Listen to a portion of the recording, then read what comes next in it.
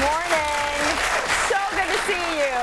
Today on the show, we are keeping it clean. So this is the show for everyone who wants every tip and trick about having their house, their apartment, their condo as clean as possible. We've got all the info, starting with Mairlyn Smith, our home Yes, we're going to start down here. We're going to start down here. This is where you thrive. I love this. You love the cleaning, you know, talking about the cleaning. And I talked to the audience about this. We don't all love to clean. Some of us do, but not all of us love to clean.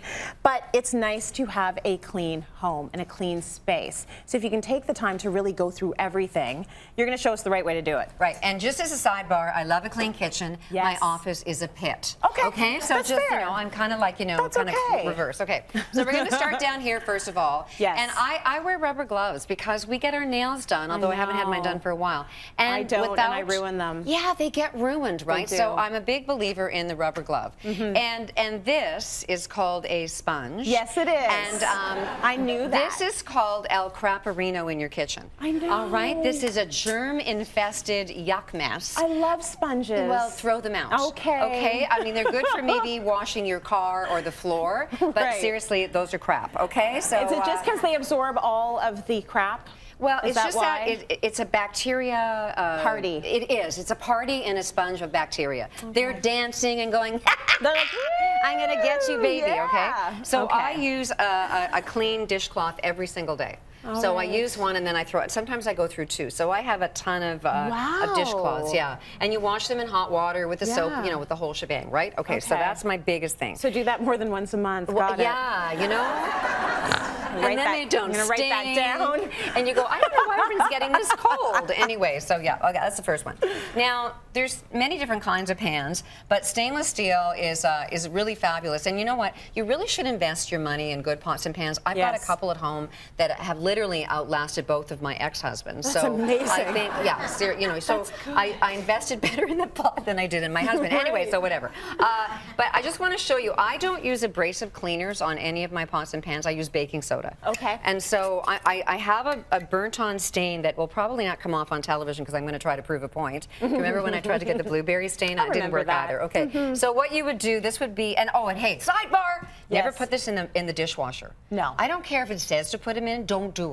Don't do it. And never put a hot pan into cold water, you'll just warp it. So you let it come down to the temperature of the water. Right. So this might not work because it didn't soak, but there was a little stain there. Yeah. And then with the cloth, I'm just going to rub it. So let me just sort of wipe it off, and you can see that the one little one over there is gone. It's gone. Okay, And but actually, the other that is one's a little bit. It's a bit lighter. It's a bit lighter. Right. It so you is. don't need a ton of baking soda, but that's what I use in all my pots and pans. Okay. Okay. And do you usually, would you add water to that? Are these wet? Is that what This you is did? damp. Okay, so that's this damp. is damp, and then you put so it's the abrasive comes from the dry with the wet. Right. And if the pot's a little bit wet, that's good too. But it's elbow grease for sure. Yeah. I mean, it's not going to come off easy, but it does work really well. Okay. All right. It's working. Now, so if you have Teflon or a non-stick coating, do not ever put metal on this, or you'll burn in hell. And you never.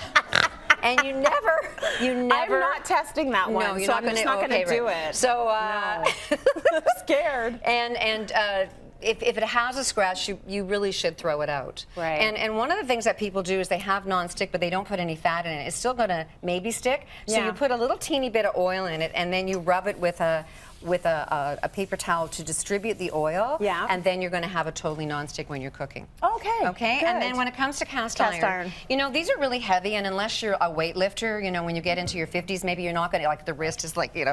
Anyway, so although it's good for curls, you know, I mean, that's good. Yes, it is. But you need to season them after every time, and you can wash a cast iron frying pan, but you never soak it. So when you go to wash it, you just wash it really quickly and then let it air dry and then rub it again with oil to keep that seasoning. But when you first season it, it's always a very hot pan. These go right into the oven. I like them, but they don't hold the heat as evenly as some of the newer frying pans. So it's better, it just actually holds heat really high. Well, that's good to know. So when you stack them up in your cupboard, I like this like these like grabbing things on the counter. And then you would stack them up, and I never want to scratch anything, so I use all my old tea towels, and when I stack them up in my cupboard, I do them like that. That makes sense, and that's something I don't do. Yeah, and that way you're never going to wreck your pot in the so thing. much sense. Okay, moving along. Knives. We're going to knives. Never put a knife in a dishwasher. Never put it in the sink. Okay. You wash it under hot water with some soap on the cloth like that, and then you can wipe the handle off and air it dry.